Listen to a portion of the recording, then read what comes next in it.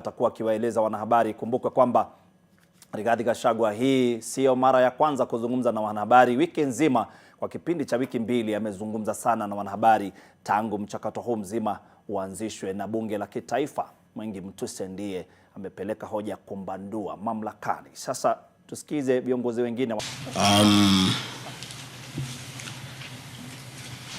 I've got this media interview in response to the special motion dated 26 September 2024 by the Honorable Mutuse Mwengi, Member of Parliament for Kimbwezi West Constituency, for the removal from office by way of impeachment of Rigathi Gachagua, the Deputy President of the Republic of Kenya. I have been invited to appear in Parliament in the National Assembly tomorrow at 5 p.m.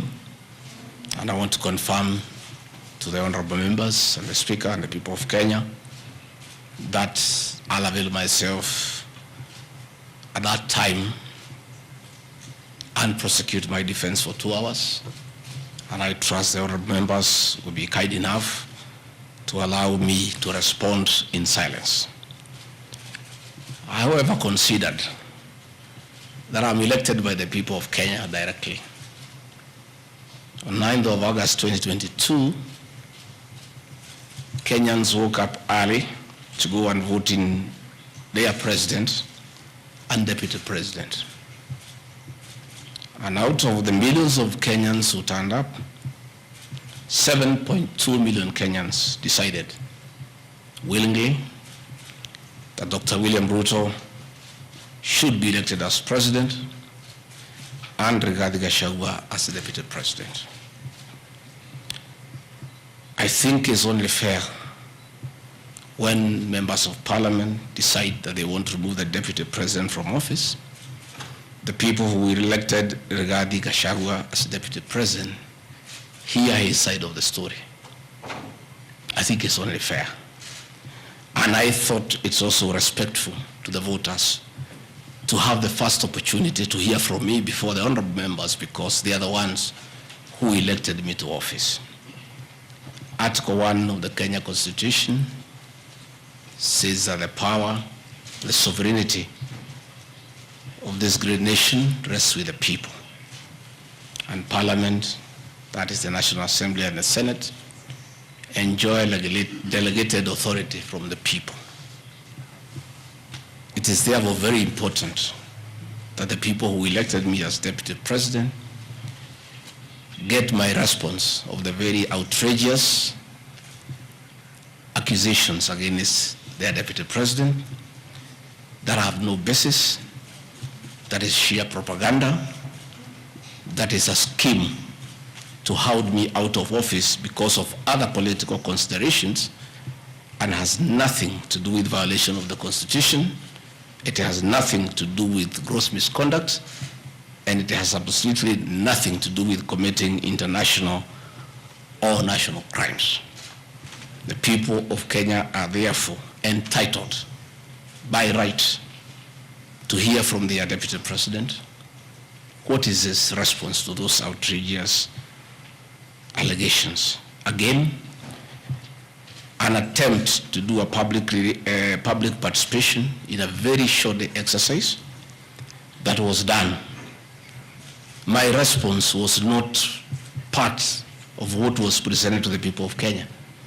The people of Kenya were being asked to give their views as to whether the deputy president should be impeached from office, and the accusations were attached, but in a highly legalistic language beyond the comprehension of many Kenyans. But the response of the deputy president was not there to enable them make an informed decision by listening to the charges against him and listening to his response. Because the rules of natural justice demand that no man should be condemned unheard. My lawyers will be vigorously challenging that public participation as a nullity, and that does not meet the threshold of public participation as expounded by the Supreme Court of Kenya during the celebrated case of Governor Peter Wabora. The motion alleges that 2 years since assuming office, Rigathi Gachagua has acquired property and wealth whose estimated value is 5.2 billion, despite his known income by way of employment is 24 million. This is extremely outrageous. Honorable Mutuse goes ahead to give properties that he alleges are owned by one Rigathi Gachagua. I trust he was just given a document to sign. Had he taken some bit of time to do some research, he would not embarrass himself and the National Assembly. James Derito Gachagua was the governor of Nyeri and died in London on the 24th of February, 2017, and yours truly, Rigathi Gachagua, was by his bedside. Prior to his death, 3 or 4 weeks before, in privacy, he wrote his will and appointed Rigathi Gachagua as an executor of that will, jointly with Mwai Madenge, his close-time buddy, who is a quantity surveyor, and celebrated lawyer Njoroge Regeru. The three of us were tasked to manage his estate. In the will, you'll be given a copy. He did put his properties and assets and cash and anything that he owned in his world. And among the things that he did put was the Olive Garden Hotel, Vipingo Beach Resort, the Queen's Gate apartment, and Langata high-rise flats. It is these 4 properties that the Honorable Mutuse alleges in the National Assembly that Rigathi Gachagua has acquired them after becoming Deputy President in 2022 when Derito Gachagua died in 2017. It is the most embarrassing allegation a member of parliament can table before the National Assembly. Those properties were constructed and were in operation when the late Gachagua was alive. I take this opportunity to ask for forgiveness to my late brother, James Derito Gachagua, that today, as your younger brother defends himself, he'll defile your privacy by distributing your will that you wrote in privacy. That your properties that you worked so hard for many years to benefit your wives and children are now a subject of discussion and are alleged to be proceeds of corruption. How unfair, how cruel can you be to a dead man? A man who worked so hard, a man who gave his life for his family, to buy plots, to construct property, and leave them in his death for his children and his brothers and sisters. And then you go to the floor of the House and allege that those properties are production of corruption. My dear brother, rest in peace and forgive me for having joined politics. Because were it not for politics, you would not suffer this shame. Your children are crestfallen as they see their properties being splashed in newspapers as proceeds of crime. The Olive Garden Hotel that is alleged to have been bought by Rigathi Gachagua belongs to the estate of the late James Derito Gachagua. And in his will, he directed that we sell all his properties and divide the proceeds among his brothers, sisters, wives, and children. We, as the executors of his estate, and I want to pay tribute to lawyer Njoroge Regero and Mwai Madenge for their commitment and sacrifice to the Gachagua family. Many executors who have been given properties to run by deceased people end up misusing them and depriving the beneficiaries. These two great men and myself, because my brother knew I'm an honest man and a fair person, and he knew his family would never suffer in my hands. We were able to sell Olive Garden Hotel at 412 million and distributed the proceeds to the beneficiaries as directed in his will. We registered his will in the High Court of Kenya and were given the probate. And my late brother, in his wisdom, left Rigathi Gachagua 5% of his wealth. I was therefore able to get 20 million shillings from this sale. That is money that is in my account that again I'm told they are proceeds of crime. He left my mother 5% of his wealth, another 20 million shillings. And since my mother is dead, my late brother, because he trusted me, had put in his will that I hold my mother's shares in trust. So that is another 20 million shillings in my account. Again, my late brother left me another 4% to hold in trust of the children of another brother of ours who is deceased, the late Dr. Friend Wachira Gachagua, whose children are in South Africa. And another 16 million shillings was put in my account. My late brother gave 2% to my wife, Pastor Dorcas, because of her kindness of looking after him when he was ill. All this money that has come to me from a dead brother, I'm being told are proceeds of crime.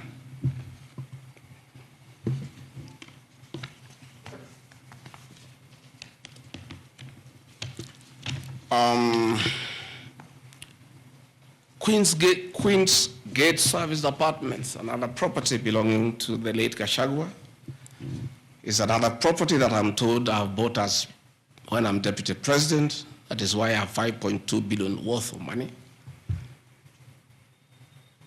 And this property, again, we sold the Cooperative Bank of Kenya, the staff retirement benefits for nearly 600 million.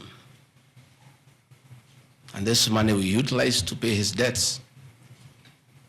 And today, as the late Gachagua rests in heaven, he has no debt. Again, I want to thank my fellow executors, Njoroge Regero and Mwai Madenge, for what you have done for my brother. Vipingo Beach Resort in Kilifi was Gachagua's holiday home, a beautiful palatial resort on 3.5 acres on the beach. I remember with nostalgia that he used to host us there every Christmas to enjoy ourselves. This property still belongs to the estate of the deceased because ourselves have a family. We want to retain it for sentimental value so that when we visit there, we remember him and his kindness. The Honorable Mutuse again goes to the National Assembly in a very emotional manner, quoting the Bible, says that this property has been bought corruptly by the Deputy President without knowing where the money has come from. I have seen some land, Rogoro Kiamariga, 1223 in Mathera East constituency. To start with, Rugoru Kiamariga is not in Mathera East constituency. It is in Mathera West constituency. In haste to dispose of the deputy president because of political deceit and conmanship and betrayal, they could not even get it right where the land is situated. They were in such a haste to get rid of the deputy president. The land is Ruguru/Kiamariga, 1223 in Mathera West constituency. It's a 2-acre piece of land. It's alleged it has a helipad. It's a lie. The land is 2 kilometers from my rural home. And I have planted napier grass for my dairy unit. I bought it at 3.5 million shillings. Again, proceeds from my dairy farm.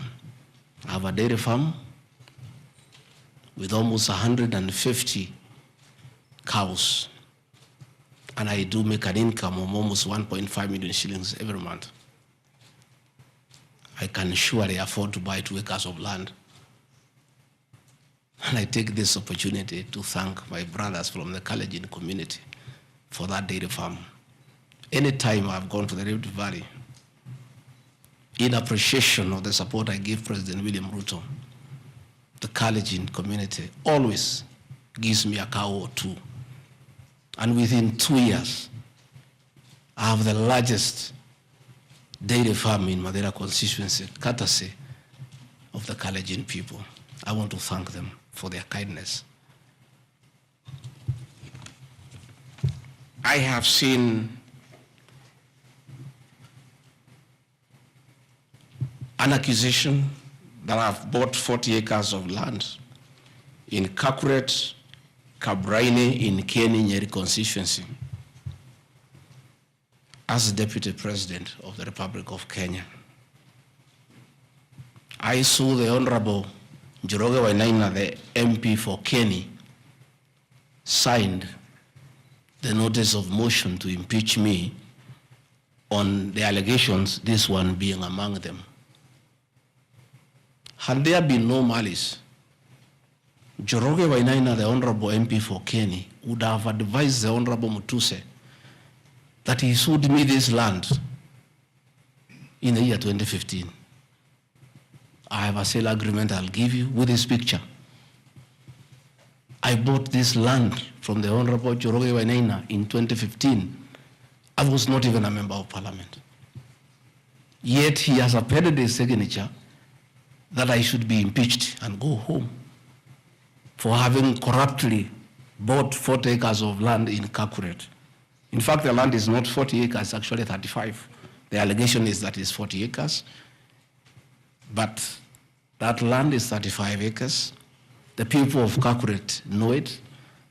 I bought it from the Honorable MP for Kieni, and had he read this motion, I'm sure he would not have signed it.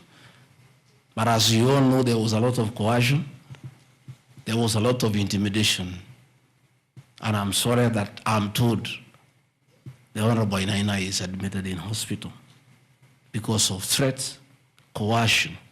He is being forced to hang a brother against his will and his conscience. These are the lies that Mutuse brought to the National Assembly, and asking the people of Kenya to get rid of the Deputy President of the Republic of Kenya based on lies. I have seen another ridiculous allegation that the Honorable RIGATHI GACHAGUA, Deputy President of the Republic of Kenya, has since becoming Deputy President, acquired 80 acres of land in Meru. That is false. What is true is that the Deputy President is a member of Solution Circle Limited in Meru. And for those who do not know, the Deputy President is half Meru, half Kikuyu. His mother, the late mother, Kirigo Gachagua, was born in Meru in a place called Katheri, and thereafter settled in Kiberesha. Deputy President Rigathi Gachagua sometimes is a lonely man. His father is dead, his mother is dead. His brother, Derito Gachagua, the governor, died of pancreatic cancer. His brother, Dr. Fred Wachira Gachagua, died because of alcohol. His other brother, Jackson Riani, died because of alcohol. His sisters are married. So when he goes home, many times he's lonely. And he decided to look for some land in Meru where he can go and build a house and be among his relatives, his mother's relatives. And in the process, I identified a 29-acre land and borrowed money from Solution Circle, which I'm paying every month. We'll give you documents to show you that this is 29 acres, not 8 acres, that I have bought from a loan that I have taken as a member of Solution Circle in Meru, the land of my mother, and which I call home. I have seen an allegation that I have a dairy farm in Nyandarua. I don't have a single animal in Nyandarua. I have some little land in a place called Shamata, but I'm yet to do anything about it. I think I just mentioned it to one of the member of parliament for that area called Gachagua, that I would like to start a dairy farm. And I think in those rumors in parliament, the Honorable Mutuse went ahead to say that I own a dairy farm in Nyandarua. I own no such farm today, but God willing, because of the good climate in Daragwa, in Shamata, one day, God willing, I'll have a huge dairy farm. I have seen companies listed just to create an impression that Rigathi Gachagua is doing business. I want the people of Kenya to know that Rigathi Gachagua was a businessman before he became a politician. And he had a life, and that life is part of his history. So getting companies that were associated with him 15 years ago, 13 years ago, 10 years ago, and publishing them, it's just being mischievous. My life did not start as deputy president. I left university in 1989 and served the public for 15 years, up to the year 2002. I left for the private sector for another 15 years. In those 15 years, I was a very astute businessman. And luckily for me, maybe of you are not that lucky, it was during the Kibaki era when things were working. The economy was strong, business environment was right, and there was room to make money. And I made money that time. Those are old companies, and they are not trading. And when I became deputy president, a few companies that owned properties, I transferred to my children, and I told them to continue doing business and not to do business with the government because I don't want conflict of interest. I want to confirm to the people of Kenya tonight that no company owned by my children has ever done business with the government, and I'm demanding for proof from the Honorable Mutuse or anybody else linking the Rigathi Gachagua family with business deals with the Kenya government. I agreed with my children that they do business with the private sector, do farming, and run the family business that I bequeathed them. These companies are all listed.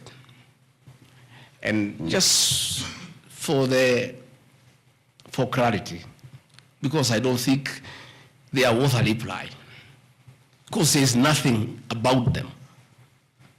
Rigathi Gachagua Foundation. As a member of parliament, I was educating orphans. I was educating children of single mothers. I was educating children of PWDs. And the education needed to continue, and I don't have the benefit of CDF money. So I started a foundation, the RIGATHI GACHAGUA Foundation, to continue doing the work of charity.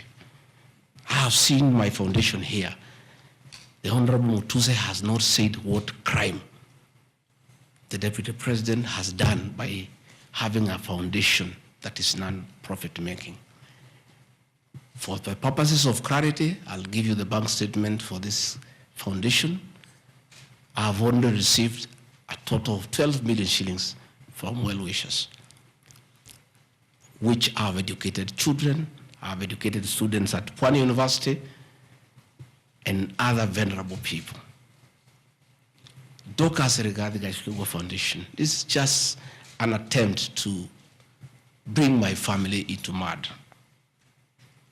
Every Kenyan knows the work Dorcas RIGATHI has done in this country for the boy child. She has opened clinics for addicted children, and she gets a lot of money in her foundation. Since a decision was made that the government will not fund the office of the spouse of the Deputy President, Kenyans of goodwill flock to her every day with cash donations, with material donations, for her to continue with a very good program she's doing of rehabilitating children in Kilifi, in Mombasa, in Nyandarua, in Laikipia, in Nairobi, and her work is well documented. I am yet to see from the mover of this motion what crime the Dorcas RIGATHI GACHAGUA Foundation has done. There is no allegation, there is no evidence, there is nothing. Against RIGATHI GACHAGUA Foundation, there is nothing. Spiritway Limited is a company registered by Dorcas RIGATHI that does work with church ministries. This ministry has not traded, does not even have a bank account. It's some strong women of God who have come together to create a company around their issues to preach the gospel. The mover of this motion has not indicated at all what crime this company has committed, other than dragging the name of my wife into mud in the National Assembly. Calvary Creed International Limited, as the name suggests, is a company founded by my wife in 2015, long before I became a Deputy President. Again, on evangelism and activities to do with the Church of Christ. I have not seen a single allegation against this company. Mothers of the Lord Limited. Again, this is a company incorporated by my wife, Pastor Dorcas, in 2021 with our friends. It has never traded. It does not even have a bank account. The Anani Collective. This is a business name registered by my son, Dr. Keith RIGATHI, in 2021 before I came into office. And I've asked him, and he has told me the ideas he had, they have not yet come to fruition. So the company is dormant. I am yet to see a single allegation against this company by this young man. GradPass Apartments Limited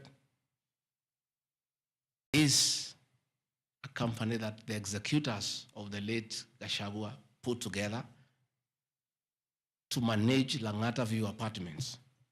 The late Gachagua left 80 apartments for his children in Langata and asked us to sell and distribute the proceeds to the wives, the children, and the brothers in a formula that he gave. In a family meeting that I chaired, we agreed as a family that we should not sell the flats. We should share them so that everybody can be getting a rental income. In that formula, because of the shares he gave to me, I have 10 flats. His daughter has 10, his wife has 5, another one has 2, another has 1. So we did put this company together called Grand Bypass Apartments Limited. This is a company that will be managing those flats on behalf of the beneficiaries of the estate of the late Gachagua. Again, this company has been put here by the Honorable Mutuse as a company that is involved in corruption. A company set to manage flats belonging to a dead good man who had foresight to think about the future of his children. And in his death, he is being haunted on nonsensical allegations simply because a decision has been made that Rigathi Gachagua is no longer useful to this administration. He is a spent cartridge. His work was to help fight Uhuru Kenyatta and get President William Ruto to power. And thereafter, he is of no use. So he should be dispensed with, and somebody else can be appointed against the will of the Kenyan people. That is the viciousness that we are even fighting the dead. How cruel can we be? How insensitive can we be? What is this power thing? That you even fight the dead for you to entrench yourself in power and get rid of your perceived political enemies. I appeal to the people of Kenya to have respect for the dead, if nothing else. People may have money, they may have power, they may have everything, but they must remember that it is very respectful to respect the dead. Please stop haunting my late brother. Don't put him on trial. He committed no crime by working hard and leaving an inheritance for his children and entrusting his brother, Rigathi Gachagua, to look after that property.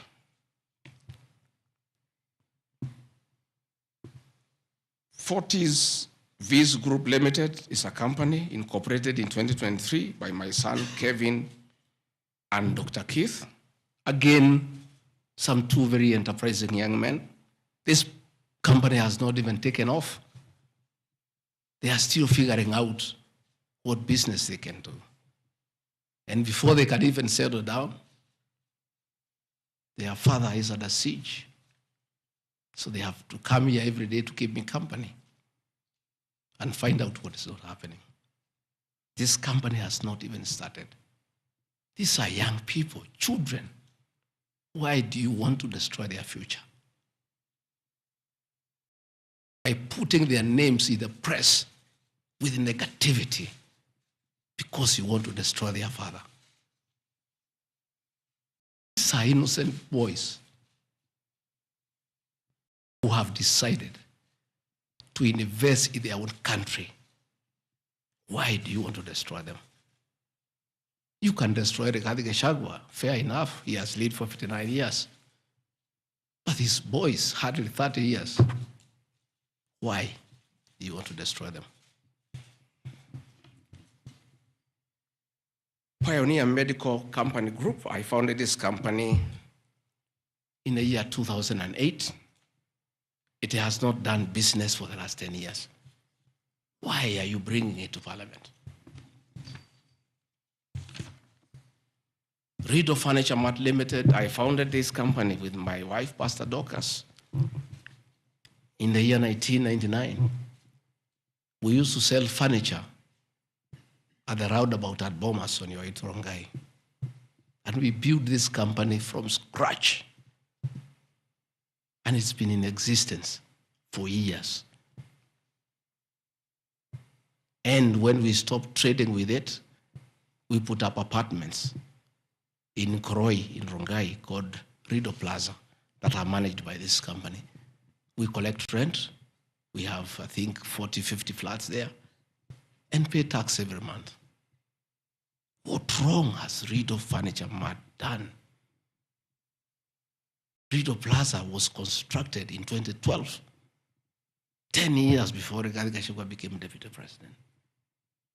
Even if you want to kill his man and make sure he's totally destroyed, why don't you pursue him for the 2 years he has been in office?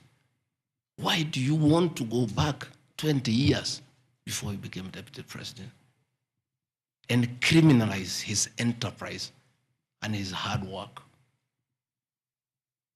Biovet Kenya Limited is a company, again, I founded in 2009. Many years before I even went to parliament. It has not done business for the last 15 years.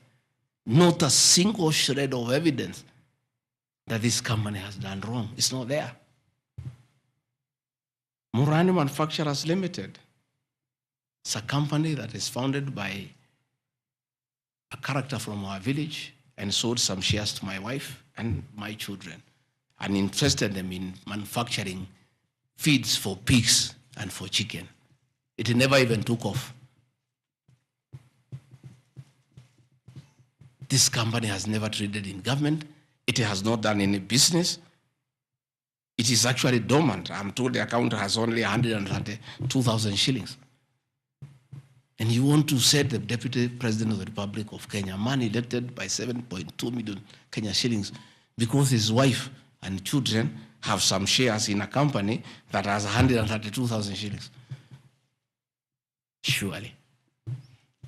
Delta Merchants Limited is a company I founded in 2009 during the Kibaki era. It has not done business for 15 years. We demand that you say what this company has done. Wamunyoro Investments Limited is a company named after my village in Wamunyoro, which I founded in the year 2001 as a construction company. This company owns a lot of property that I bought in those years when the economy of this country was on sound footing. Since I became deputy president, we ceased all activities of this company. It has not done a single transaction with anybody. The company is dormant, but it owns property. Those properties were bought and acquired long before I became deputy president.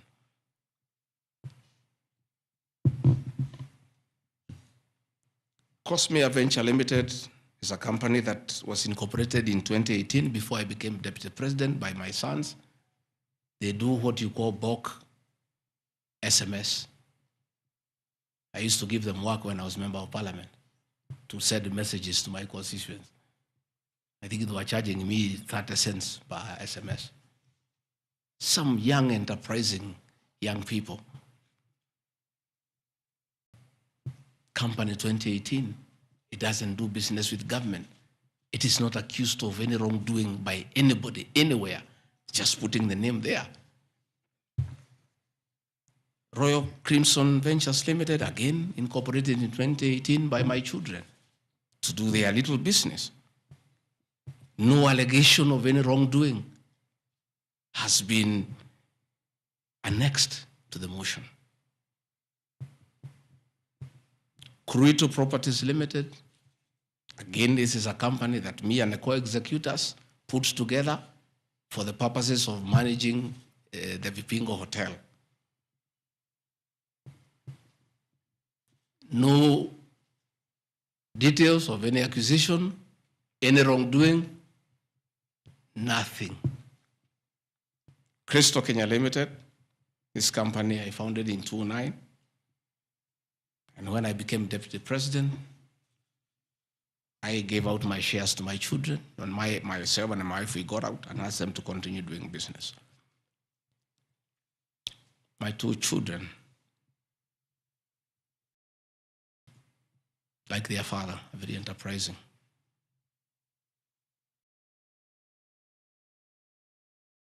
Nyeri County, where I come from, we were hit badly by COVID, and all our hotels shut down. Hundreds of jobs were lost. Many people who were supplying to those hotels shut down. The two most important hotels in Nyeri is the Outspan Hotel and the Treetops Hotel, and they are always run together. The Outspan Hotel was for sale, and my children were interested, and I encouraged them.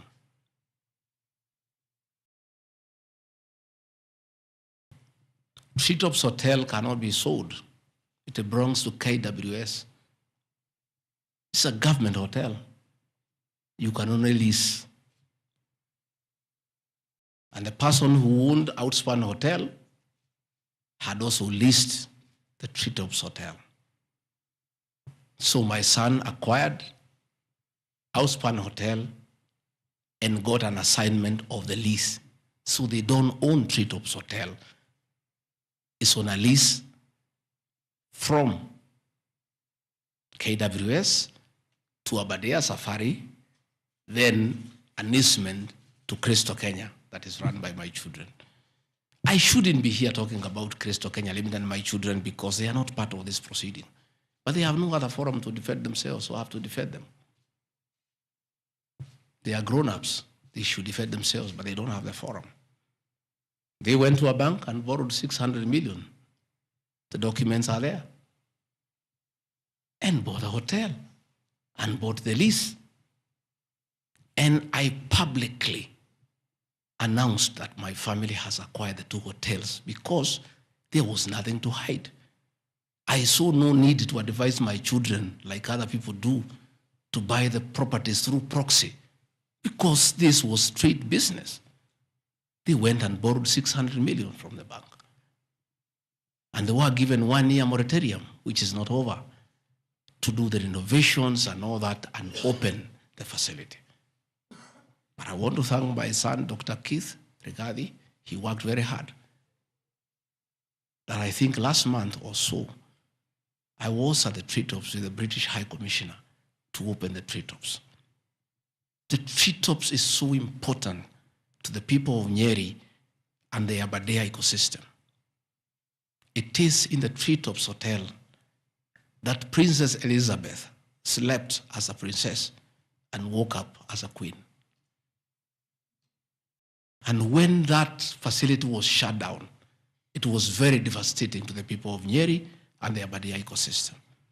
So when the people of Nyeri heard that the son of the deputy president is interested in leasing that facility from KWS and reopen it, there was joy and ululation in the Aberdares. Since this hotel opened, 45 Kenyans are back to work. The mama mboga we talked about during our campaign are supplying vegetables to that hotel. The local butchers are supplying meat to that hotel. The traditional Moboko dancers come every weekend to entertain the tourists and get some payment. The tourism circuit of the Aberdare is back because of these two young men who are now being demonized as crooks, as criminals, who should not invest in their own motherland because they are the sons of the deputy president. The deputy president of the Republic of Kenya spends a lot of time in one of his functions that he has been given by the president to coordinate development partners and look for investors. Why should the deputy president go to look for foreign investors when his own children can invest at home? Children of many other people I know hide their money in Dubai and Cayman Islands. They don't want to invest here. What crime have the children of the deputy president of the Republic of Kenya committed by borrowing money from a bank to buy a hotel and spur tourism, create employment, and spur business within the local environment? these boys are so demoralized, asking me, Dad, why didn't you advise us that it's a crime to be your children? That we have no life of our own? That we shouldn't invest in our own country? And if we dare to invest, we should do it at our proxy so that we conceal our identity.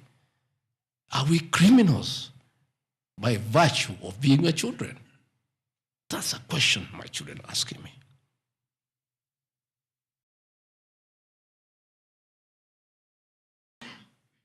What crime can children of Kenya commit to borrow money from a bank and start an enterprise and employ people and spur tourism?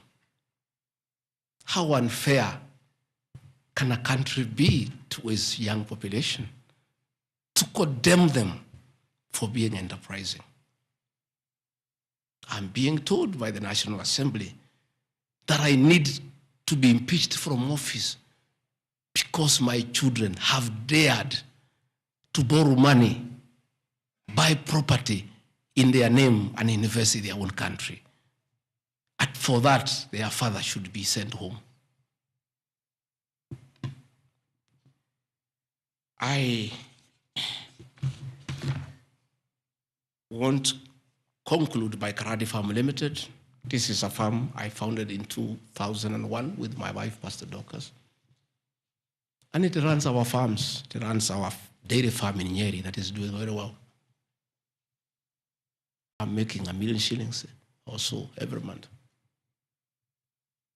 And I sell calves, and it's doing very well. And my farm now has become a model farm for the local farmers. We are doing chicken, we are doing rabbits, we are doing sheep. Again, nobody has told me what crime has Karandi Farm committed. Technical Supplies and Services Kenya Limited, a company I founded in 2001. I did business during the Kibaki era. When things got very bad, I stopped doing business with it. It has not done business for the last 8 years. And of course, in the 2 years I've been deputy president. I want proof.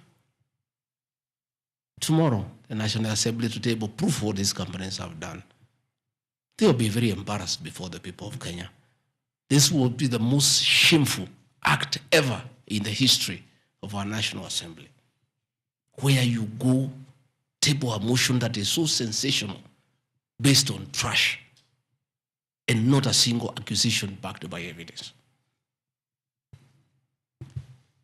I have seen an allegation that exerting influence on officials of the Ministry of Lands to issue an allotment letter to Amunyoro Investments Limited and using the fraudulently acquired documents to support a court case. Again, Amunyoro Investments Limited was never allotted any land. This parcel of land, 209/12077, Amunyoro acquired at 24 million shillings in the year 2012. The documents are there, we'll give them to you. Purchase from a third party. Somebody went to the National Land Commission and lodged a case and claimed the property belonged to him, a former senior outside the Ministry of Lands. And the National Land Commission made a determination, the records are there, that the land belongs to Amunyoro Investments Limited. Again, he went to the High Court in the year 2022. I was not deputy president. I made my witness statement before I became deputy president. I supplied all documents before I became deputy president. I did not file any evidence as deputy president. And the matter was concluded, and the High Court issued a judgment. We'll give you the judgment that the land belongs to Amunyoro Investments Limited. I am told that they have appealed the judgment. I invite the Honorable Mutuse to apply to be co-joined in the appeal, and then he can argue his case. This is a matter that has been adjudicated by the High Court of Kenya and made a determination. And you want to bring it to the National Assembly. The matter is alive with the Court of Appeal.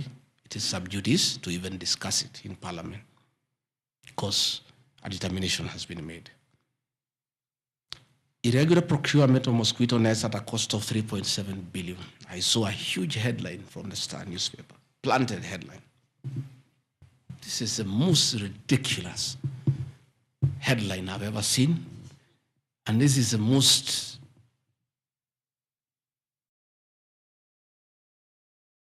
I lack a proper one, and I don't want to speak in Kikuyu.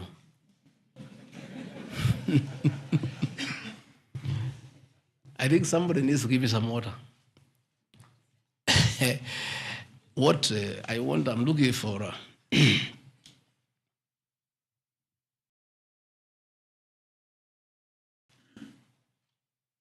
I have seen that allegation. I want to respond as follows. One,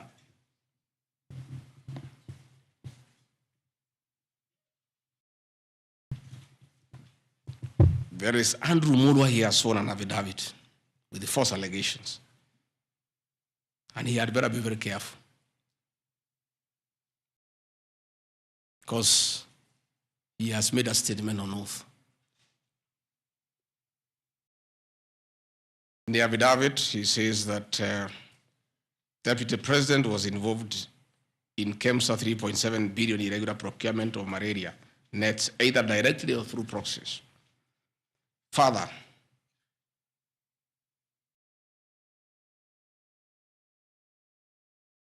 Shobika Impex Limited is an international company, the fourth largest manufacturer of mosquito nets in the world. It has done many tenders with KEMSA, with the Global Fund, countries in Africa, in Asia.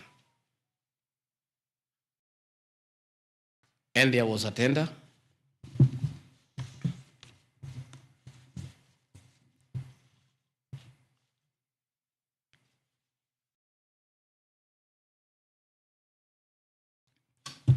There was a tender funded by Global Fund through KEMSA. And it was an international tender for manufacturers. The company owned by my son, Christo Kenya Limited, are not manufacturers. And they did not participate in any way in the tender. In any way. What happened is that in the year 2014, 8 years before I became Deputy President, Shobika Impex Limited appointed Christo Kenya as their local agent, whose work is to do their errands and follow their supplies at the ports of entry. Christo Kenya did not participate in this tender. It was done by Shobika. KEMSA wrote to Shobika and said, your tender was not successful because you had a problem with pagination of your security document. Pagination. Those of you who have done tenders, you number the pages. And if they are not right, you can be disqualified. And therefore, they were told, can you come and collect your bid board, your original bid board? That's what happens. If you participate in a tender and you don't win, you are asked to collect your bid board. And they kept on coming to collect the bid board. It was not available for almost 3 months. And they asked the local agent, that is Christo Kenya Limited, can you follow up on our behalf? We participated in this tender. We did not win. We have a letter asking us to collect the bid board. We are waiting for it because this is money that is tied as our agent in Kenya. Can you follow up?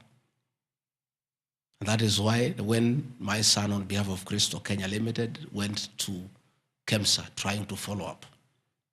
And when it was not working, he brought it to my attention and I made a call. Mr. Andrew Mulwa, asking, my son has been here. There is a little issue about a bid board of an unsuccessful tenderer Why is it that this is money that is tied? And these are foreigners, these are foreign investors. We don't want to make life difficult for them. Please, why don't you release it to it unless there's a problem? No, he said, no, the matter is under investigation. That is why we cannot release it. The bid bodies with the SEC. I said, fine. If the matter is under investigation, so be it. Right alone, the investigations were over. EACC wrote to KEMSA and returned the bid board. KEMSA in return wrote to Shobika and returned the bid board. End of story. Shobika did not win the tender. They were not awarded the contract to supply the nets. No nets were supplied by Shobika. No public funds were lost. And we are told by Deputy President asking why a bid board to a tenderer who has failed to win cannot be returned. He endangered the lives of the people of Kenya. That is how absurd the allegation is. There is no evidence that the company with my son participated in the tender. They did not participate. There is no evidence that the Deputy President interfered with the tender. The only crime is that urging so that we don't frustrate foreign investors. If they were not successful, why are you keeping their tender security? You need to give it to them. And it was a lot of money. I think it was 500 million or something like that.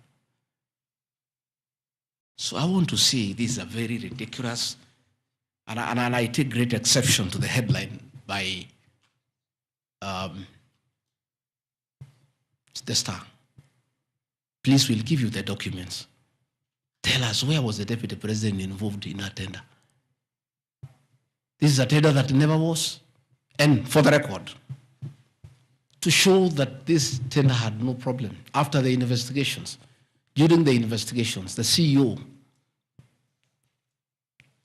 Terry Ramathani, was suspended to allow investigations as it should be. And Mulwa became the CEO. Mulwa was not there during the tendering. He came after the tender had been annulled. And he was dealing with the aftermath of the annulment of the tender, that is returning the bid boards, sending document to ACC. After investigations by ACC and the Senate were concluded, Terry Ramadhani was appointed by President William Ruto as the Deputy High Commissioner to India. That tells you, because when those appointments are made, the head of public service writes to ACC, DCI on issues of integrity. Terry was cleared, which means there was no scandal. And again, and most important, no public funds were lost, no nets were supplied. Therefore, this is another fishing expedition to just justify the 5.2 billion. I think that is why they were putting the 3.7 billion to make the maths to add up. You know, when you want to talk big figures, you must look for 3.7, 600 and all that. Even all these things I've read here, if you take your phones, we are nowhere even, we have not reached 2 billion. Because Olive Garden, 400 million. Queensgate Apartment, 600 million. Outspan and Treetop, 600. So these are just figures that were being put to the people of Kenya so that they can see us into bad light. Unnecessary and expensive renovation at the official residence in Karen and Mombasa. How Mutusen knew is unnecessary, I don't know. He has never been here. You guys were here before. When President William Ruto was deputy president, he was denied funds for 5 years. This place was in very high state of disrepair. It took me 7 months to move in. The roofs were leaking, the toilets were blocked, the septic tanks was broken down, the borehole was broken. There was nothing. Parliament, in his own wisdom, allocated funds for the renovation of these residences. As a deputy president, I have nothing to do with public expenditure. In fact, at that time, the accounting officer, between 2022 and 2023 financial year, was the State House Controller. Procurement was done, tender was awarded, and the renovations were done. And you can see, the place looks good. There was need to dignify the office of the Deputy President because he has a function of coordinating development partners. Ambassadors and high commissioners and all sorts of international visitors are always here. So to dignify the office of the Deputy President, the residents needed to be in the right standard, and that is not my decision, and I have nothing to do with it. As for the contractor who was awarded the job, I don't know him, and I don't need to know him. I have no business. Where he transferred his money, I would not know. I have no access to his account. Whether he is related to me, the answer is no. I don't know him. And for the record, I don't wish to know him because it's not necessary.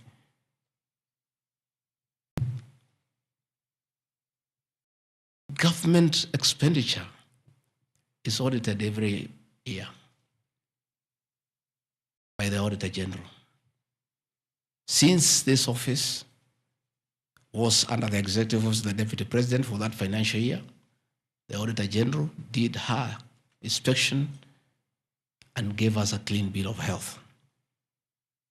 The renovations that were done were not highlighted with having any audit query.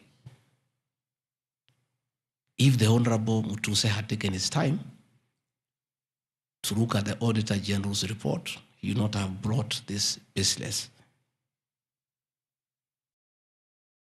accusation. And even if there was an accusation, it should be directed to the accounting officer, who is the State House Controller, not me. I don't deal with procurement. I don't deal with financial management. I don't deal with anything to do with public finances.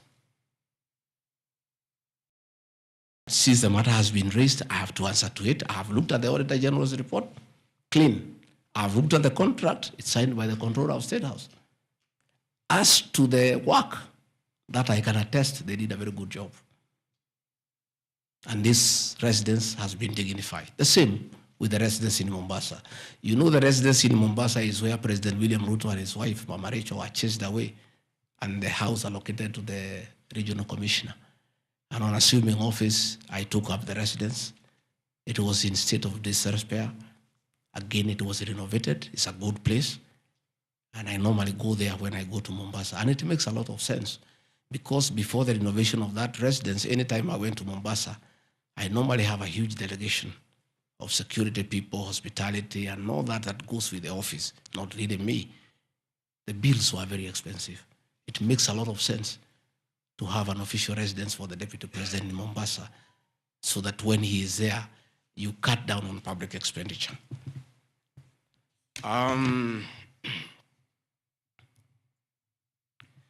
Dubiously acquiring a substantial portion of sum of 100 million paid to Lusona Events Limited. Again, that's another ridiculous acquisition from the north. This is people who give services here for events. We have many meetings. You have come here for IBEC. There are tents put up here to the required standard. We have meetings here for development partners. This is a very busy residence. Most of you have been here.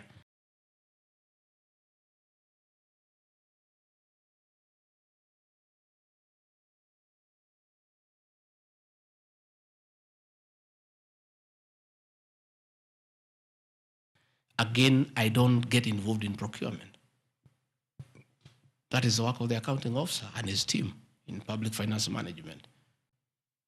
As to the person who does that work, I don't know he or she, and I have no business knowing who does the work. Those are things that are not in my purview. Again, the ridiculous accusations that that money came to me, one would have to demonstrate how it came to me. Was it brought to me through my account, through cash? Who was there? What is the evidence? Again, it is just trying to throw mud at me. And I want to say that that accusation is baseless, and we believe, we want to see the mover of the motion coming up with tangible evidence. Again, these accusations lack particularities and specifics. They are just generalized accusations. Again, we'll be challenging that again in court, because there is a ruling that grounds of impeachment must be well-grounded and must be particularized and specific. This is just an allegation. Where is the nexus between the supplier of events to this residence and the Deputy President, Rigathi Gachagua? There is no nexus. I don't know the person. I don't know the company. I'm not involved in the procurement. I don't even know how it is procured. All I do is I want events, and they are arranged, and I take part in those events. Those accusations of funds utilizing the Deputy President, in the office of the Deputy President, coming for my personal benefit, are ridiculous, unfounded, and totally malicious, and there is no evidence whatsoever. And I want you people of the press to also ask these people to give you the evidence. Don't just write headlines. Ask, where is the evidence? Where are the particulars? You know, you don't just allege, oh, this particular supplier, this money went to the Deputy President. Yes, fine, that is good. How? How did it go to the Deputy President? You must explain.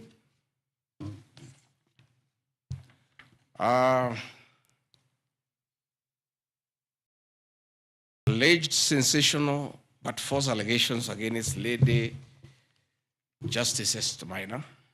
It is alleged that the special notice of motion at ground 4 had a gross violation of the Constitution, that I publicly attacked the Lady Justice Esther Maina and forcibly threatened to bring action against her. I did not threaten to bring any action against Justice Maina. I did bring action against her. I was just informing the public because I'm a public officer and I have freedom of speech. I have filed petition before the Judicial Service Commission against Justice Esther Maina in issues I felt I did not get proper justice. So I did not threaten her. I did what the law says. If you are not happy with the conduct of a judge, you file a petition before the Judicial Service Commission, which I have done. Again, I don't want to delve before the matters because it is against sub judice. But that I have done, so I cannot be threatened. I cannot be said to threaten her. And again, I have a right as a leader, as a Kenyan, to say what I'm doing. And I did say publicly that I will bring a petition against her. I have done it. And the evidence is there. You see it. We have filed a petition, and we are waiting for it to be concluded.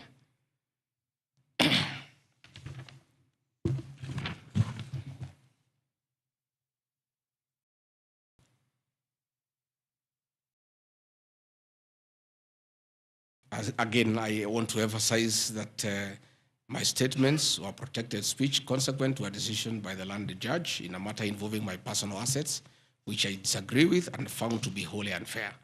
The matter having been concluded at that stage, my criticism of the decision was not sub judice, nor in any other manner prohibited by law.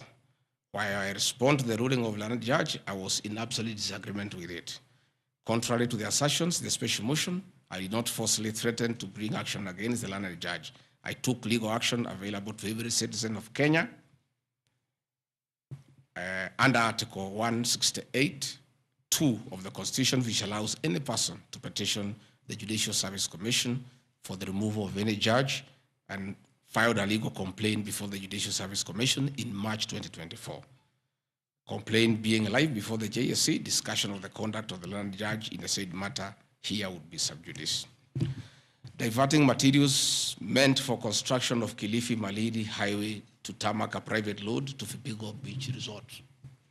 Again, I said Vipingo Beach Resort belongs to the estate of the late Governor Gachagua.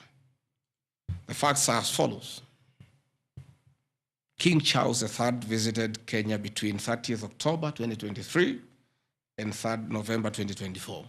During his state visit, one of the designated places where King Charles III was to visit was Kuritu Marine Conservancy, which shares a road with the Vipingo Beach Resort. And it's a public road, by the way, it's not a private road. I have an extra copy of the program of the state visit to Kenya by King Charles III, marked RG, which at page 13 on items 63 and 64 shows his departure and arrival at Kuritu Marine Conservancy. As I was walking around, I slept there, I think 2-3 weeks before the arrival of the king. And as you all know, I walk every morning. And as I walked on that road, I found there was a lot of activity and tarmac was going on. I was very happy and I asked what was happening. And I was told that the king himself, the third, will be coming.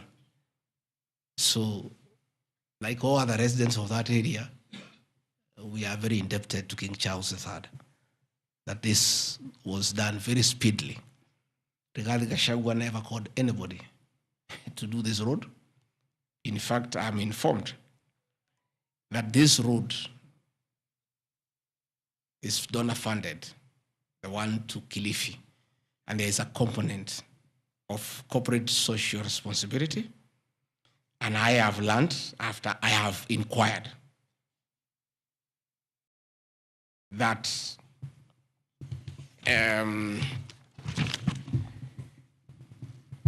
these people of that road is called Takaungu Shariani Vipingo. It's off the main road.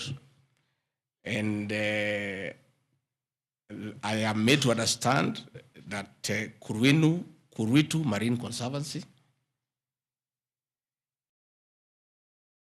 Vipingo Secondary School, Shariani Primary School, among other stakeholders, including a public market, applied to Kenya to be considered for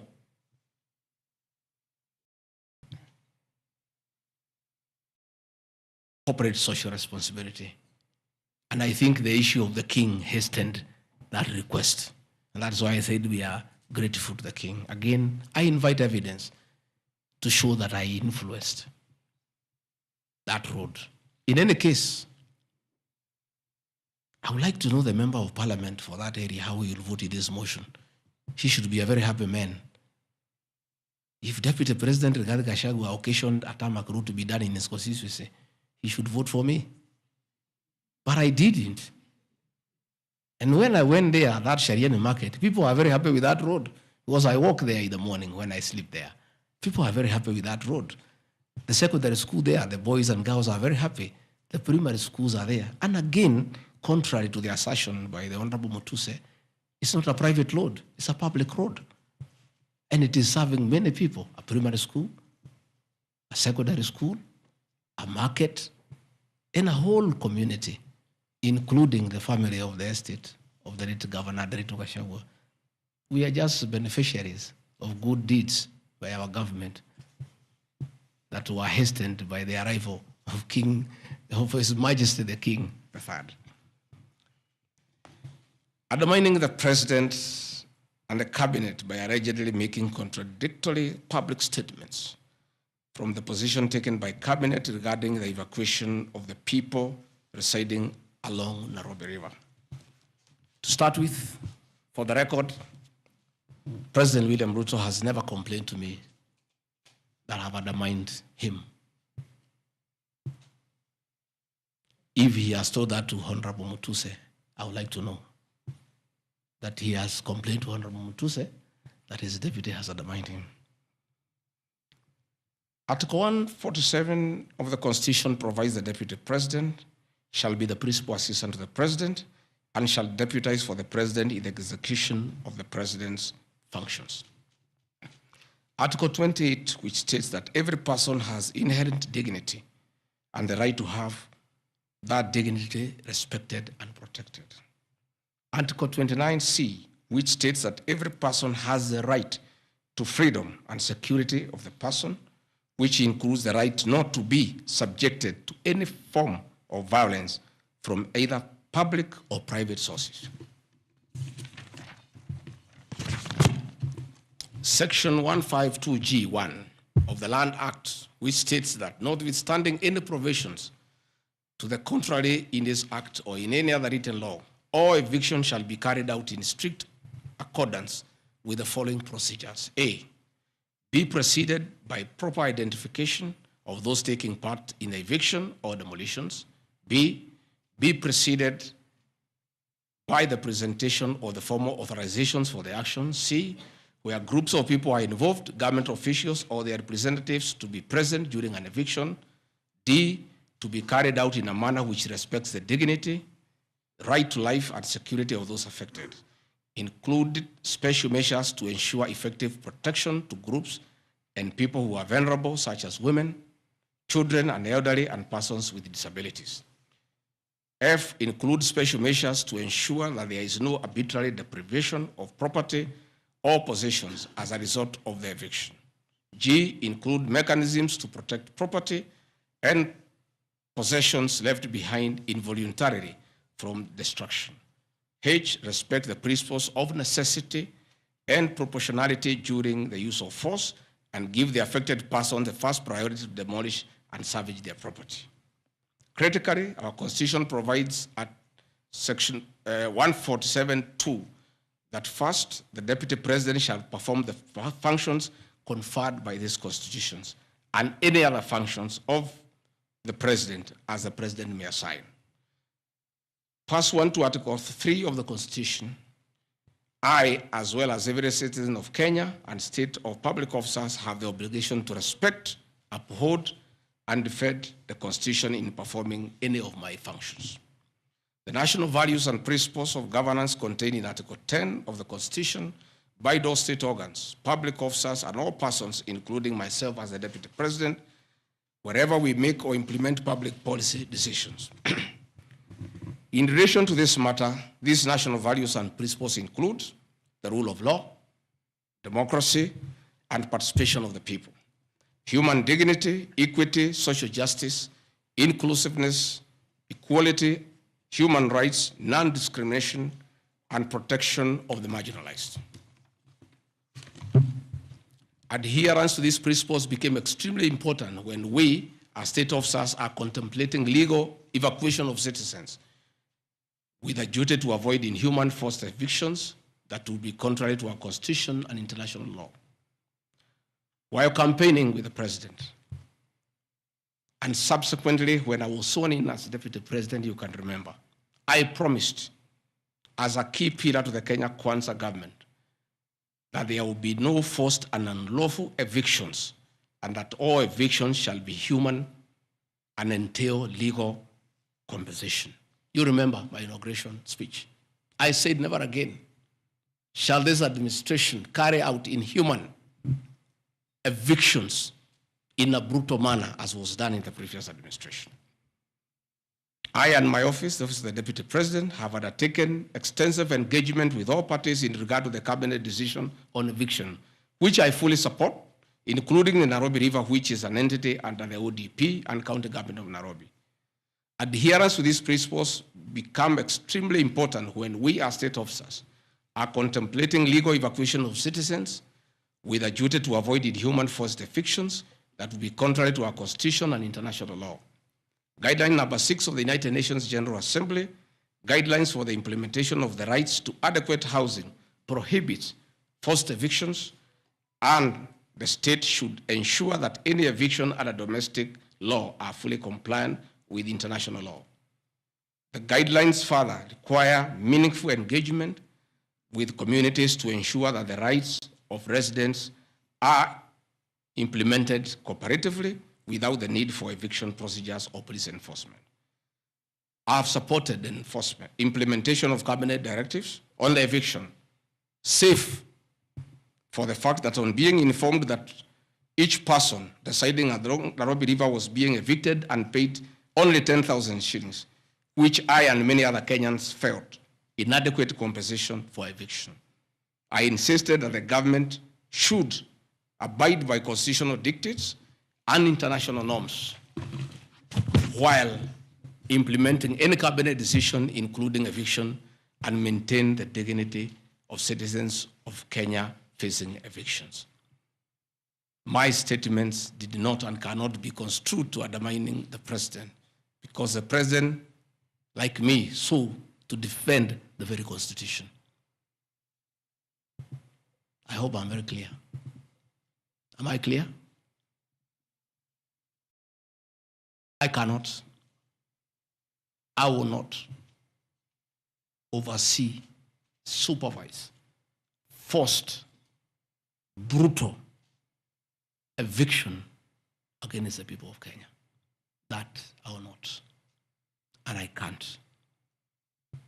President William Ruto and I on the campaign trail gave a solemn undertaking to the people of Kenya that under our administration, that will never happen.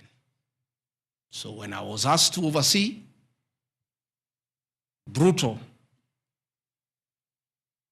inhuman eviction against innocent people without notice, without compensation, without due regard to what the Constitution says, I found it very, very difficult. And I rescued myself and allowed the CS for Interior, the head of public service, the PS for internal security to proceed. If that is the reason why Rigathi Gachagua should be impeached as Deputy President of the Republic of Kenya and sent home for refusing to undermine the Constitution, for saying no to brutal and inhuman eviction of poor Kenyans, let it be. Undermining devolution by allegedly holding a meeting in Nairobi. Good people. I'm sure you are as embarrassed as I am. That a deputy president holding a public meeting to talk to the people of Kenya is undermining devolution. To start with, Deputy President Rigathi Gachagua, in the duties spelled out by the President under Executive Order number 1 of 2023, he has the duties to coordinate intergovernmental relations. I work with the governors. This is the home of devolution. I hold meetings with the governors every day. I chair IBEC. I cannot be accused. And I need evidence tabled that I undermined devolution. The motion alleges that on 29 September 2024, I unlawfully interfered with the running of the Nairobi City Council government by holding a public rally where I allegedly incited citizens against law directives of the county government on planning and relocation of markets. This is my response. It is not true that I incited citizens against the law directives of the county government, as alleged. I wish to clarify and point out that when I held the public rally, I merely requested the governor of Nairobi County to speak and listen to grievances which were being raised by the market traders. Videos will be produced tomorrow in the National Assembly. I, Rigathi Gachagua, asking Governor Sakaja to take time to listen to the people and listen to their grievances. The traders had sought me out to intervene and request the governor on their behalf to dialogue with them and seek a solution to their grievances with regard to the relocation of markets. Had the governor listened to these traders, they would have had no business coming looking for me. All I was saying is listen to the people. Before you relocate them, have public participation. Most of those traders have lived in Wakulima market for 40 years. They wanted to discuss with the governor what happens to us, what happens to our customers, what happens to the distances that we cover, what about the extra cost of going to the new relocation? And I think the traders were right. Requesting a meeting with an elected leader is their right. And when they requested me to go and meet them, because they were desperate and they needed somebody to hear to them, I did go and speak to them. Again, this motion alleges that on 20 September 2024, I unlawfully interfered with the running of the Nairobi City Council by inciting citizens against law directives of the county government. The leadership of Nairobi business traders approached me sometime in March 2024 at my official residence to discuss multiple issues affecting business and requested engagement in the resolution and intervention on these issues adverse to business. Consequent to this meeting, I directed that short, medium, and long-term strategies be undertaken, coordinated by the Office of the Deputy President, to address the issues raised that are cross-cutting with agencies including KRA, Kenya Post Authority, Counterfeit Authority, Kenya Bureau of Standards, the National Police Service, Kenya Copyright Board, given that the violation is under the Office of the Deputy President. I was just doing my work. On 11th April 2024, the Small Traders and Government Agencies Technical Committee, coordinated by my office, held a meeting to discuss issues raised by the small traders, including Mudhurwa Market, attended by ODP staff in a supportive role in keeping with the draft framework of cooperation and engagement between government, Nairobi City County, and the Nairobi business traders. Subsequent to that meeting, a meeting on 24th April 2024 between Nairobi City Council and the Nairobi small traders and numerous others, the ODP on 22nd July 2024 invited His Excellency Johnson Sakaja, amongst other state officers, to a meeting at ODP.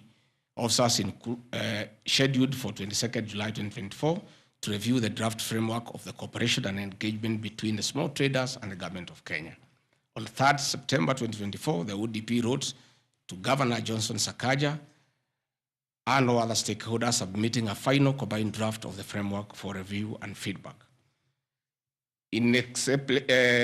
After all the engagement between all the parties and the draft framework, Governor Sakaja decided to arbitrarily proceed with the relocation of Mudhurwa Market. That gave rise to the cry by the people. Meetings had been held, a framework had been agreed on. And as an elected leader, as Deputy President, I think going to listen to people who are in anguish, who are crying, is responsible leadership. The government that President William Ruto and I lead is a listening government. And going to listen to people cannot be an impeachable crime. I would like to know how members of parliament would want to send me home for going to listen to people who are crying that they need to be listened to. I would like to understand. Undermining devolution by allegedly holding meetings to fight alcohol.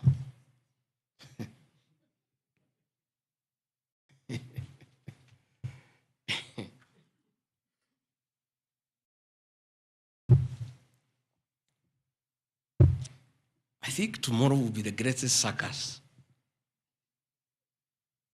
Or do I call it the theater of the absurd?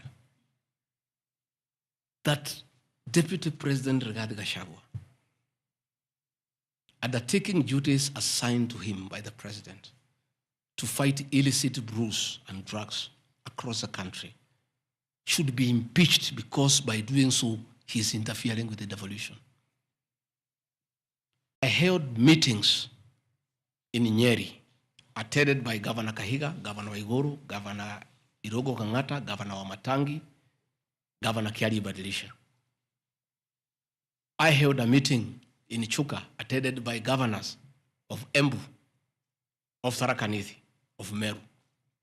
I attended a meeting in Mombasa, attended by governors of Kwale, a representative of the governor of Mombasa, the governor of Taita Taveta, a representative of the governor of Lamu, to discuss.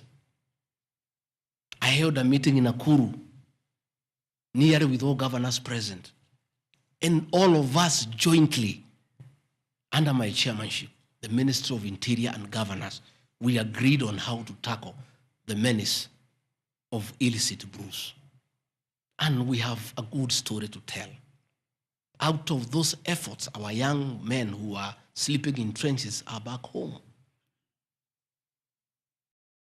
Women are very happy their husbands are back home and they are bringing food.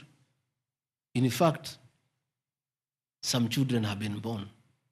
Some have even been named Bigiji because of the effort that I have put in fighting illicit brews. I think the people of Kenya would be shocked to hear tonight that one of the accusations against their deputy president and why he should go home is because he led the battle to fight illicit brews and drugs that has caused havoc among our young people. Please,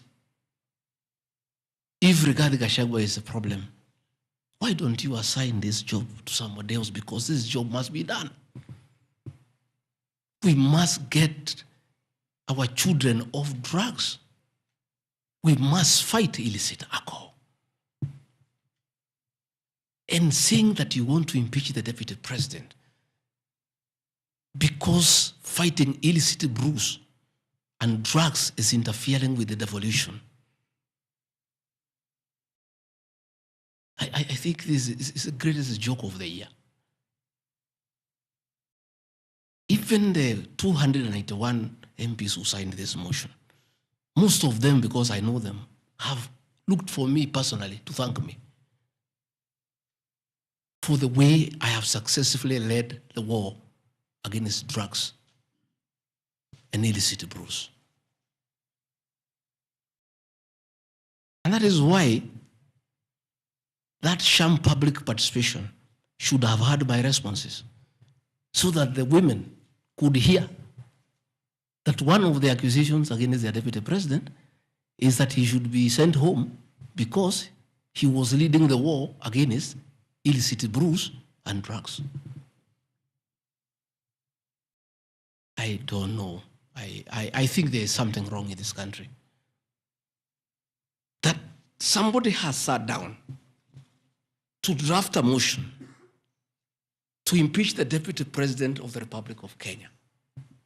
And one of the grounds is that he has interfered with the devolution by leading the war to fight illicit brews and drugs.